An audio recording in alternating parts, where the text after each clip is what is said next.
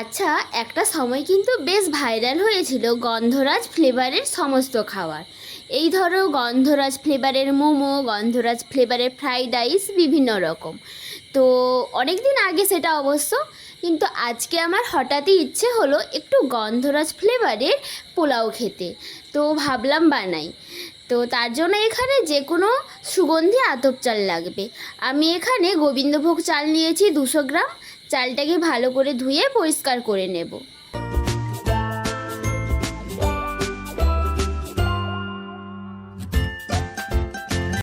2 থেকে 3 বার জল পাল্টে ধোয়ার পরে এর মধ্যে কিছুটা জল দিয়ে আমি আধা ঘন্টার মতো এটা ঢেকে রেখে দেব। আর অন্যদিকে কয়েক টুকরো আদা এবং কয়েকটা কাঁচা লঙ্কা ভালো করে ধুয়ে মিক্সিতে ব্লেন্ড করে নেব। এদিকে আরেকটি কন্টেনারের মধ্যে 1 কাপ পরিমাণ টক দই, সাথে দেব হাফ চামচ পরিমাণ সাদা লবণ, হাফ চামচ পরিমাণ বিট লবণ।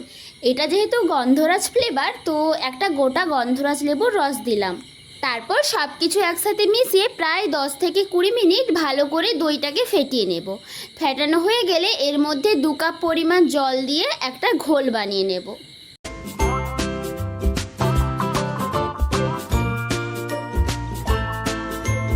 তারপর এই ঘোলটা সাইডে রেখে এদিকে ভেজানো চালটা থেকে জল ঝরিয়ে নেব।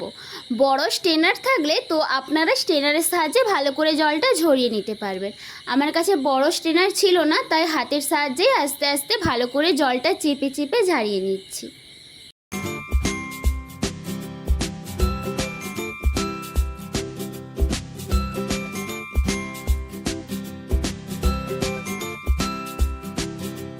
জল ঝরানো চালের মধ্যে আগে থেকে বেটে রাখার আদা কাঁচা লঙ্কা দেব 1 চামচ, আর 1 চামচ পরিমাণ ঘি দিয়ে হালকা হাতে ভালো করে মাখিয়ে নেব।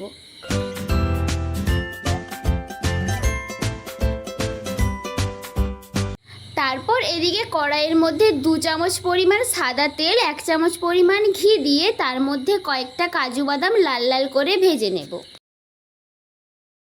কাজু বাদামগুলো ভাজা হয়ে গেলে ওই তেলের মধ্যে কয়েকটা কিশমিশ দিয়ে কিশমিশগুলোও লাল লাল করে ভেজে তুলে নেব। তারপরে ওই তেল আর ঘির মধ্যেই গোটা গরম মশলা আর একটা গোটা স্টার অ্যানিস ফোড়ন দিয়ে তার মধ্যে যে ম্যারিনেট করা চালটা ছিল সেটা দেব।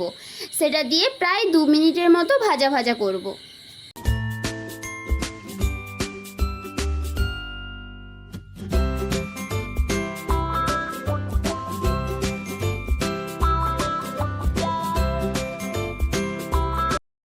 2 থেকে 3 মিনিট বেশ নাড়াচাড়া করার পর বেশ সুন্দর করে ভাজা হয়ে গেছে। এখন আগে থেকে যে ঘোলটা বানিয়ে রেখেছিলাম সেই ঘোলটা দিয়ে সব কিছু একসাথে ভালো করে মিশিয়ে নেব।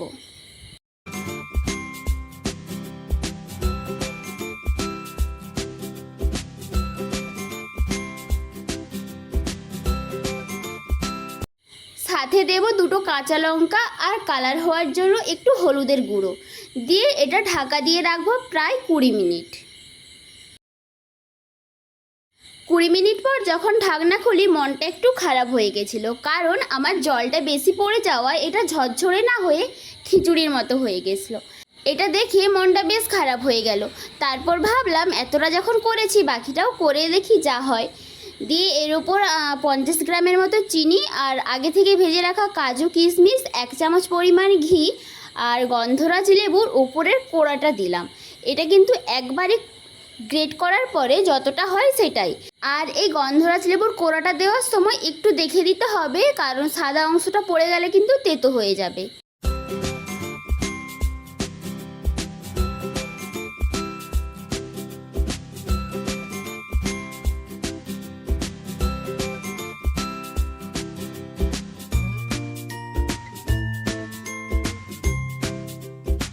তারপরে সব কিছু একসাথে মিশিয়ে নিলাম।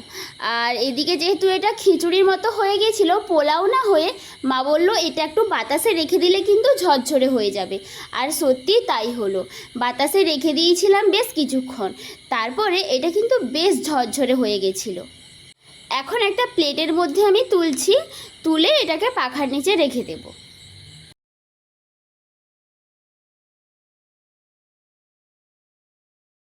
আসলে এটা বাতাসে দেওয়ার পরে এবং ঠান্ডা হয়ে যাওয়ার পরে কিন্তু অনেকটাই ঝরঝরে হয়ে গেছিলো। যতটা আশা করছিলাম ততটা না হলেও বেশ ঝুরঝুরে হয়েছিল।